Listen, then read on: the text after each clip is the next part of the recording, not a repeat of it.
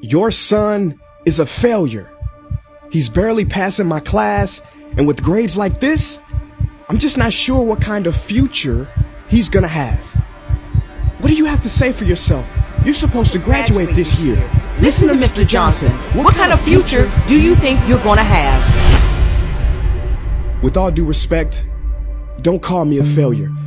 Failure is an event, not a person, in fact. And you talk about the future, Mr. Johnson, but you're not preparing us for that. Excuse me? Just listen to what I'm saying. This should be good. Would you agree that in the future, most careers will become automated? Yeah, so? So the people who succeed will have to be curious, innovative, with resilience to adapt to new changes. What's your point? My point is, the focus in this school is not on that. It is on regurgitating information and test taking, and that's just real. But in today's world, creativity is the most important leadership skill. Oh, that's how you feel. You don't have to believe me, but maybe you will believe the 1,500 executives who recently said creativity is the most important leadership skill. See, pretty soon, no one will be hired because of what they know. Because who cares what you know or if you've memorized a fact? We've got Google and Siri for that. In the future, people will be hired because of what they can do with their knowledge.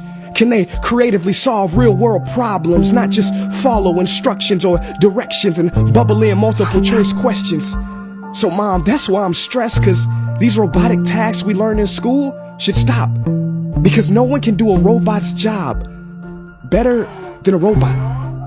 Billionaire founder of Alibaba, Jack Ma, said that we should not compete with artificial intelligence, but instead focus on developing unique human intelligence. Mr. Johnson, drills are for teeth, not the human mind. So these repetitive knowledge-based tasks we must leave behind. Or in the future, you're gonna find a lot of people graduating out of your class right into the unemployment line. See, many top companies today don't look at grades. Mom, that old way is expiring. Google has been quoted as saying GPAs are worthless criteria for hiring. Founder of Tesla, Elon Musk, agrees. So I say this with unease and sorrow. If you continue to teach today as you taught yesterday, then you rob us students of tomorrow. Mr. Johnson, I'm gonna keep it real with you. Sometimes sitting in your class is tough. I'm constantly thinking, if I don't look up at the clock, maybe it'll speed up. So I listen to you do my work and pay attention, feeling like an hour had to have gone by. But it was only 3 minutes. So if you wonder why we're bored in class, look, you want to get a kid to hate reading? Give them this, a school textbook. And some people think it's our fault, and that hurts me. They say you can lead a horse to water, but you can't make him drink. And to that I say no. Firstly, you can put salt in that horse's hay and make him thirsty. And if you bring joy in your classroom, you can make any bad student nerdy, as he or she discovers the beauty of truly learning. Mr. Johnson, I mean no disrespect. You have the most important job on this planet. You build, create, and save lives.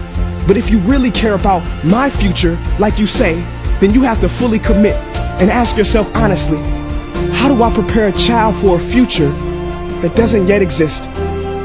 Here's a hint. The answer is not found in this. It's using this and this.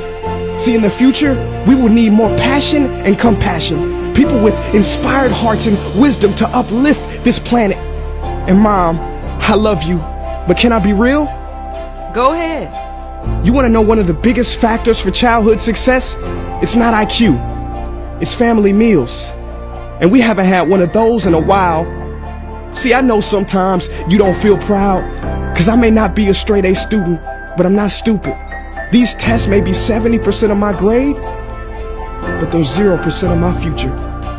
But don't worry, I'll pass this class and get through this. But I need you to give me the space I need to be me and live true. Because the best feeling in the world is that your own parents get you. There's a passage in a book called The Prophet by Khalil Gibran. And if you don't mind, I'd love to share it with you. Go ahead. See, he says, your children are not your children. They are the sons and daughters of life longing for itself. They come through you, but not from you. And though they are with you, they do not belong to you. You may give them your love, but not your thoughts, for they have their own thoughts. You may house their bodies, but not their souls, for their souls dwell in the house of tomorrow. So, Mom, I'd appreciate it if you give me the love that I need to pursue my dreams. See, if we are to succeed, all three of us need behavior change on all fronts. We talk about the future, but the future is now, and it is created now by all of us.